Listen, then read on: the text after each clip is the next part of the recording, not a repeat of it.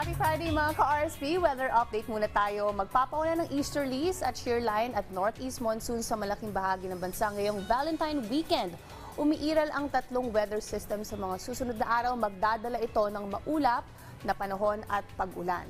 Sa Luzon, ang amihan magdadala ng maulap na panahon at mahinang pag-ulan bukas o ngayong araw sa Cagayan Valley, Apayao, Kalinga, Mountain Province at sa Ifugao. Pulo-pulong pag-ulan naman at bahagyang maulap sa Metro Manila, Ilocos Region, Central Luzon, nalalabing bahagi ng Cordillera Region at nalalabing bahagi ng Calabarzon Provinces. Samantala, ang shearline ay magdadala naman ng kalat-kalat na pag-ulan at maulap na panahon sa Bicol Region, Isabela, Quirino, Aurora, Quezon, Rizal, Laguna, Batangas, Oriental Mindoro, Marinduque at sa Romblon. Hambang ang easterlies o yung hanging silangan naman, magdadala yan ng kalat-kalat na pag-ulan at maulap na papawirin sa Visayas, Hilagang Mindanao, Caraga Region, Davao Region at sa Soc-Sargen. Alerto po sa mga nakatala sa mabababang lugar o malapit sa waterways mula sa posibleng pagbaha at pagguho ng lupa. Fair weather naman sa nalalabing bahagi ng ating bansa.